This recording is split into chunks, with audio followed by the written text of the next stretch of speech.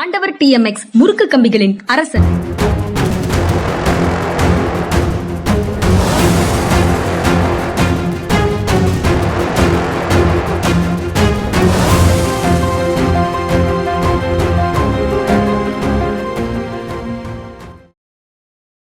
வணக்கம்.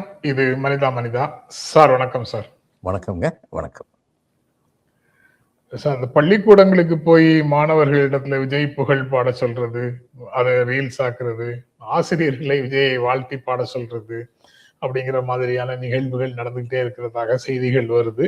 அதுல அதை பார்த்துட்டு வானதி சீனிவாசன், பாரதிய ஜனதா கட்சி அவங்க பள்ளிகள்ல அரசியல் நிகழ்ச்சிகள், இந்த புகழ் பாடல்கள், ரீல்ஸ், இது எல்லாத்துக்கும் ஒட்டுமொத்தமாக ஒரு தடையை விதிக்க வேண்டும் அப்படின்னு ஒரு கோரிக்கையை முன் வச்சிருக்கிறாங்க.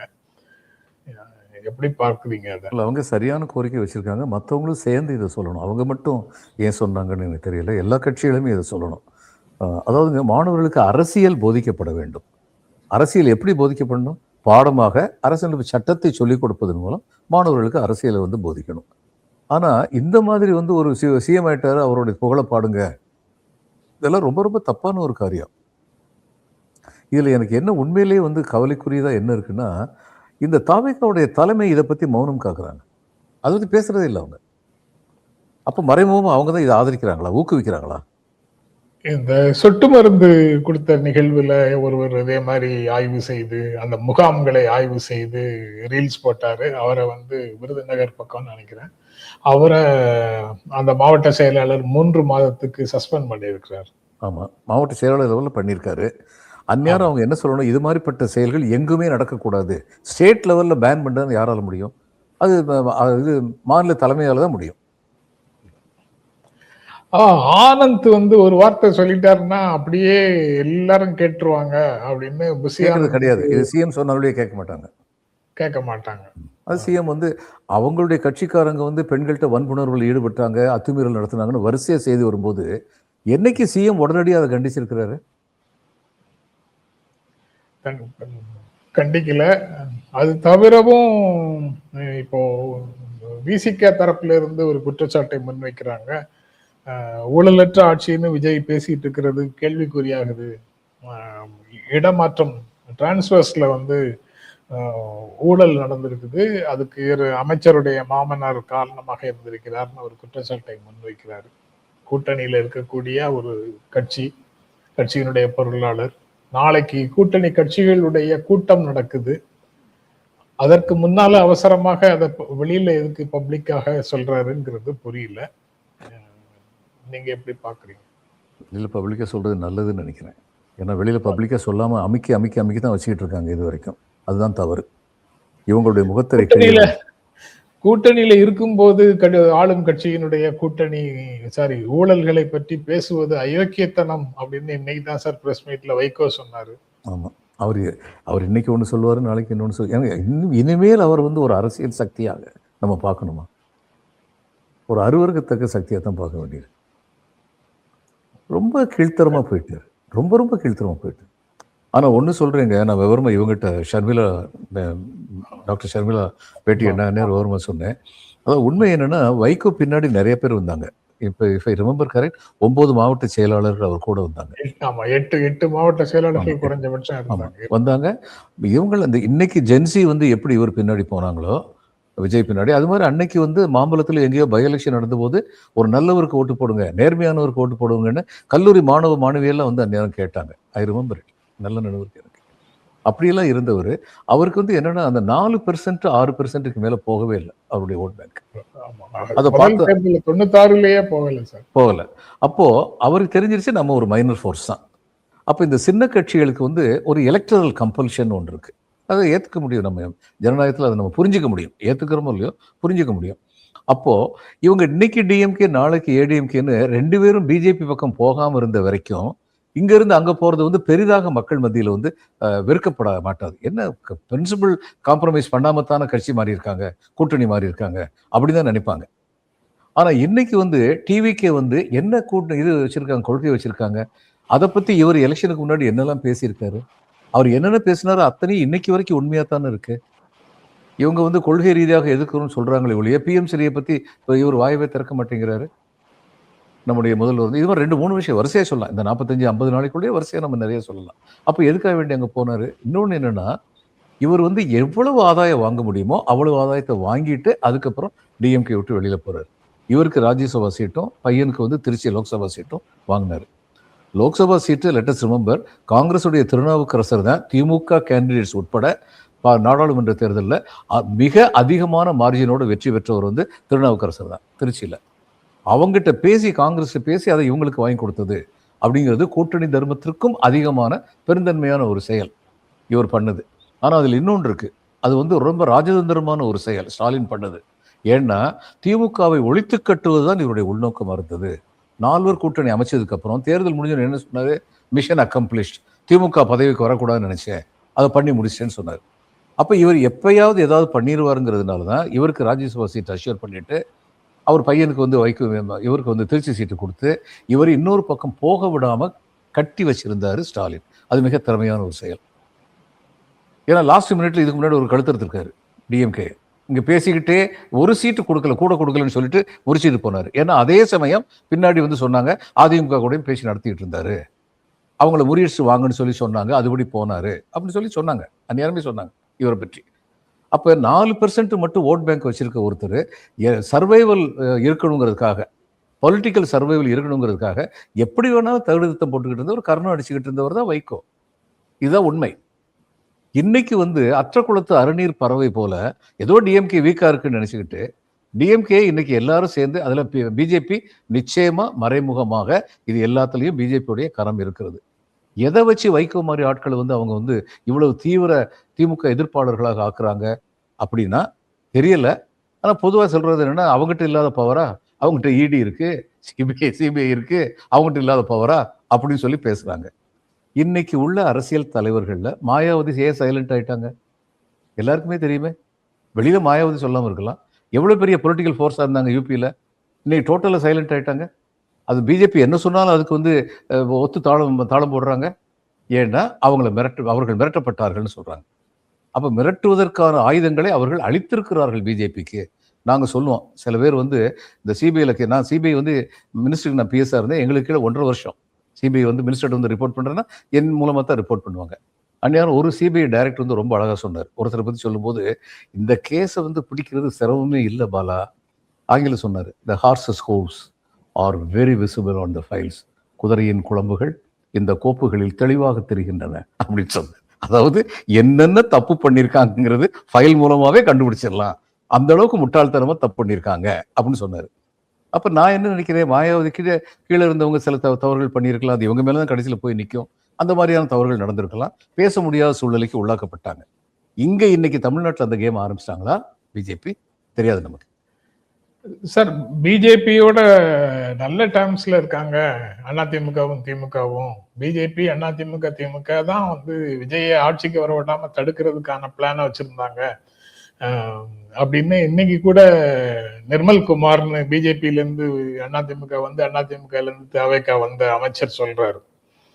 அப்போ திமுக ஸ்ட்ரென்தன் பண்றதுக்கு பதிலாக வைகோ எதுக்கு திமுக கூட்டணியில இருந்து தவேகா கூட்டணிக்கு போகணும்? பிஜேபி டிசைன் அதுக்குள்ள இருக்குமானால் அவங்க BJP is firing on all cylinders, அது நமக்கு தெரிஞ்சுக்கணும். அது உங்களுக்கு நிச்சயமா தெரியும். அதாவது பிஜேபியோட எய்ம் வந்து திமுகவை ஒழிக்கிறது கிடையாது. திமுக ஒழிக்கிறதுங்கிறது approach towards the final target. Final டார்கெட்டுங்கிறது என்ன? அந்த திராவிட சித்தாந்தம்னு இவங்க சொல்றாங்கல்ல, பொது உடைமை சித்தாந்தம்னு கம்யூனிஸ்டுகள் சொல்றாங்கல்ல, ஒருங்கிணைந்த வளர்ச்சி, பிறப்புக்கும் எல்லா உயிர்க்கும், இதை ஒடிக்கணும். இதுதான் அடிப்படை. ஏன்னா வர்ணாசிரமத்தை நம்புற ஒரு கூட்டம் அவங்க. இவங்க வர்ணாசிரமத்துக்கு எதிராக இருக்கிறவங்க. இன்னைக்கு கம்யூனிஸ்டுகளை விட அதிகமாக மூர்க்கமாக இந்த ஒரு விஷயத்துல வந்து தளராமல் நிற்கிறது திமுக தான், சந்தேகமே இல்லாம. அப்போ திமுக ஒழிக்கிறதுக்கு என்னென்ன பயன்படுத்தணும்? கமல்ஹாசனை கொண்டு வந்தாங்க. ஆமா, கமல்ஹாசன் அவங்க சப்போர்ட் பண்ணத்தான் செஞ்சாங்க, அது எல்லாருக்கும் தெரியும். கமல்ஹாசன் பார்த்தாரு, அவர் வந்து ஒரு சர்வைவர். இப்போ இதுக்கப்புறம் எலெக்ஷனுக்கு அப்புறம் திமுக தான் இன்னைக்கு வந்து நாட்டுக்கு தேவைன்னு சொல்லி திமுகலேருந்து ஒரு ராஜ்யசபா பதவியை வாங்கிட்டு கட்சி காணாமல் போயிடுச்சு. கமல்ஹாசன் வந்து என்ன யோசிச்சிருப்பாரு? 73 வயசு ஆகுது, 73 74, இன்னொரு 6 வருஷம் எம்பி, 80 வயசு வரைக்கும் போதும். இன்னைக்கு அவர் காணாம போயிட்டார். ஸோ கமல்ஹாசன் அவரை வந்து கொண்டு வந்ததுல பலன் கிடைக்கல. அடுத்தது வந்து விஜய், அதுக்கடுத்து வந்து அண்ணாமலை. ஏன்னா பிஜேபிங்கிற முகத்தை போட்டுக்கிட்டு போனா தமிழ்நாட்டில் நமக்கு வாக்குகள் கிடைக்காது. இப்ப ஆர்எஸ்எஸ் உடைய சித்தாந்தம் என்ன? பிஜேபி வந்து தமிழ்நாட்டுல இருக்கா இல்லையாங்கிறது கவலை இல்ல. என்னுடைய டார்கெட் நடந்தா போதும். அப்ப விஜயா இருக்கட்டும், இவங்க விஜய் வந்து முதல்ல சப்போர்ட் பண்ணாங்க. அவங்க எதிர்பாராத அளவுக்கு விஜயுடைய சில ப்ரொனவுன்ஸ்மெண்ட்ஸ் இருக்கு. ஏன்னா விஜய் வந்து எம்ஜிஆர் மாதிரி முதலே பாடம் படிச்சுக்கிட்டாரு. இங்க நம்ம வந்து மாநில சுயாட்சி பத்தி பேச வேணா பருப்பு வேகாது தமிழ்நாட்டுல அப்படின்னு. அப்ப விஜயை முற்று முழுக்க நம்ப முடியல. அப்ப அவருக்கு ஒரு செக் வைப்போம். திமுக, அதிமுக சேர்ந்து இன்னொரு கவர்மெண்ட் கொண்டு வர்றாங்கன்னு சொல்லி நம்முடைய சப்போர்ட் இருக்குன்னு சொல்லிட்டு சொல்லி வைப்போம். அதனால அடிப்படையா என்னன்னா எது வேணாலும் பண்ணுவாங்க திமுக வந்து கிரெடிபிலிட்டியை குறைக்கிறதுக்கு. திமுகவில் சில பேர் திமுகவுடைய கிரெடிபிலிட்டி குறையிற அளவுக்கான காரணகர்த்தாவாக இருந்திருக்காங்க. ஆனா அவங்களுடைய தனிப்பட்ட செயல்கள் அத்தனையும் திமுகவுடைய செயல்களாக காட்டப்படும். அடுத்து கொண்டு வர்றது என்னன்னா, இது எல்லாத்துக்கும் காரணம் திராவிட சித்தாந்தம் தான். திராவிட சித்தாந்தம் இருந்தா இப்படித்தான் தப்பு நடக்கும். இப்ப ராம் மந்திர்ல வந்து எந்த திராவிட சித்தாந்தம் இருந்துச்சுன்னு எனக்கு தெரியல. இவ்வளவு துட்டடிச்சிருக்காங்க. யாரோ ஒருத்தர் டிஎம்கே காரர் இருந்திருக்காரு. அதனாலதான் இவ்வளவு துட்டடிச்சிருக்காங்க. நமக்கு அது தெரியல. இந்த கட்சியில இருந்து யாராவது ஒருத்தர் அந்த 24ல அவங்க அந்த விழா நடத்தும் போது கூட அதுக்கப்புறம் கூட கோயிலுக்கு யாரும் இங்க இருந்து போன மாதிரி தெரியலையே சார். தெரியல.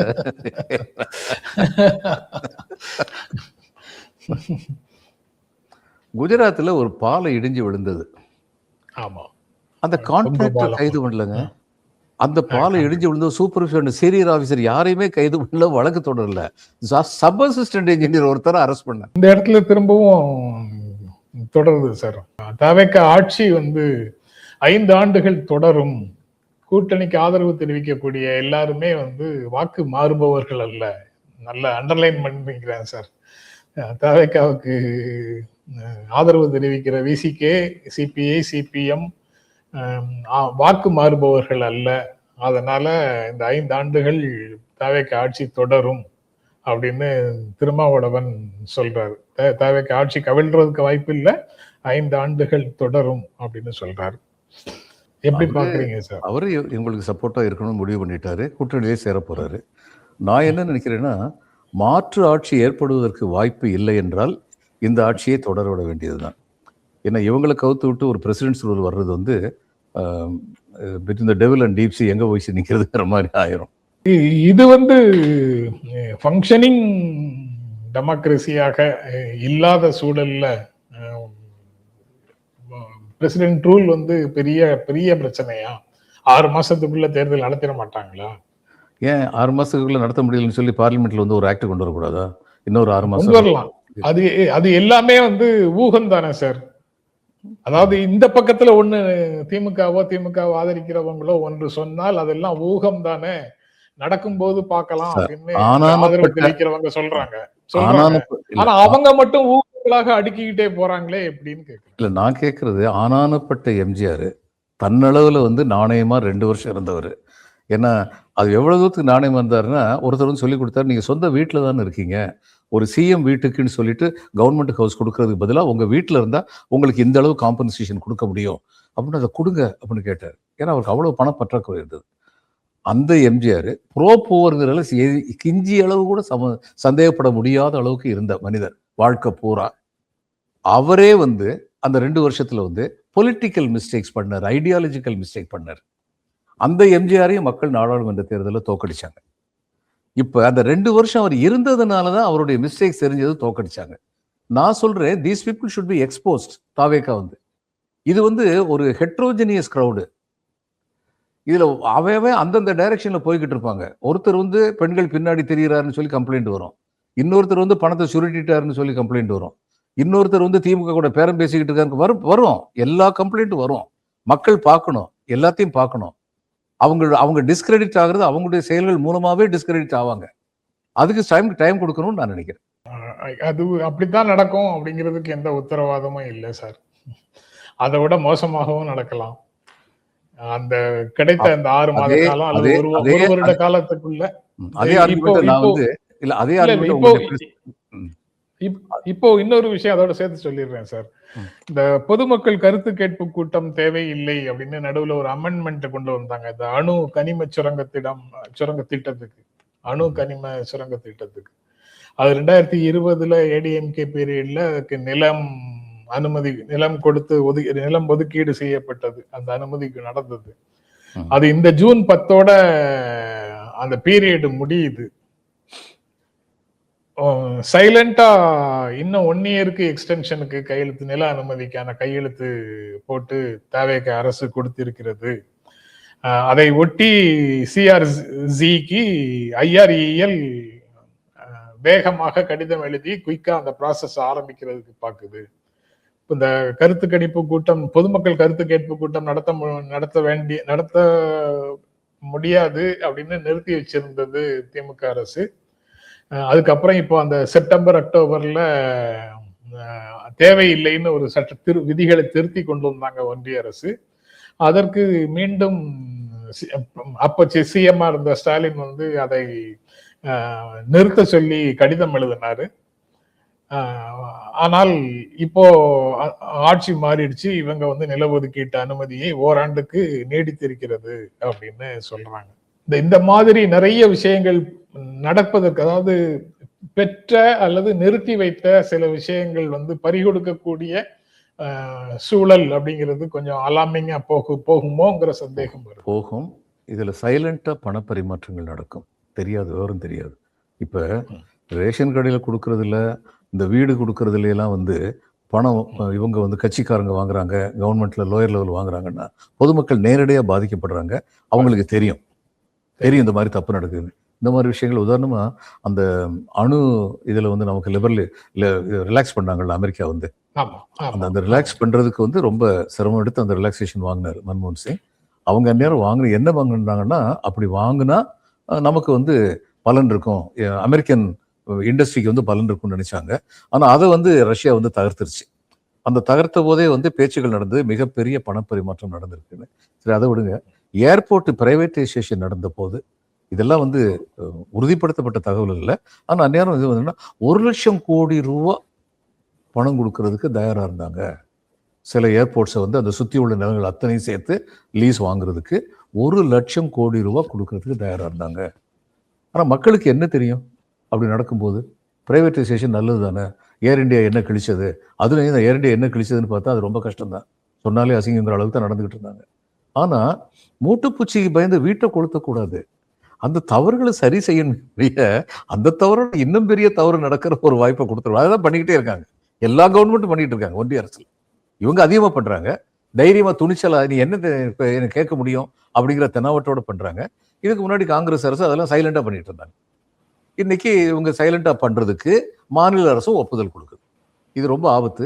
ஆனா எனக்கு தெரியல, வைகுண்டராஜனாங்க அந்த டாட்டாஸ் உள்ள நுழைய விடாம வச்சிருந்தாரு, அவர் சும்மா இருக்க மாட்டாரு. இதுல அவருக்கு இல்லாம இன்னொருத்தங்களுக்கு போச்சுன்னு அதை பார்க்கணும். இந்த மாதிரி செய்திகளுக்கு நடுவுல நாளைக்கு தவேக ஆதரவு கட்சிகள் கூட்டம் நடக்குது சார். அதுக்கு MDMK, IUML, CPI, CPM, VCK, Congress எல்லாருக்கும் அழைப்பு கொடுத்திருக்கிறாங்க. ஆதவ் அர்ஜுனாவும் ஆனந்தும் நேர்ல வந்து எல்லாரையும் அழைச்சிருக்கிறாங்க. அது ஒரு ஃபார்மலா ஒரு கூட்டணியாக ஃபார்மலைஸ் பண்றதுக்காகவா, இல்ல நன்றி தெரிவிச்சுட்டு டீ சாப்பிட்டுட்டு கலைவதற்காகவா என்னங்கிறது நாளைக்கு நடந்தா தான் தெரியும். பட் ஒரு ஃபார்மலா ஒரு கூட்டணியாக மாறுவதற்கான ப்ராசஸ் நடக்கும் அப்படின்னு ஒரு இல்ல, தாவேக்காவுடைய கொள்கை பரப்பு செயலாளர் சொல்லிட்டாரு இது கூட்டணி தான் அப்படின்னு. வைகோன்னு ஒருத்தர் இருக்காரு இல்லைங்க, அவர் சொல்லிட்டாரு அந்த கூட்டணி கூட்டம் தான் சொல்றாரு. ஆனா ஆதரவு கட்சிகளின் கூட்டம் அப்படின்னு தான் முதல்ல அவங்க ரொம்ப கேர்ஃபுல்லா சொல்ல ஆரம்பிச்சாங்க.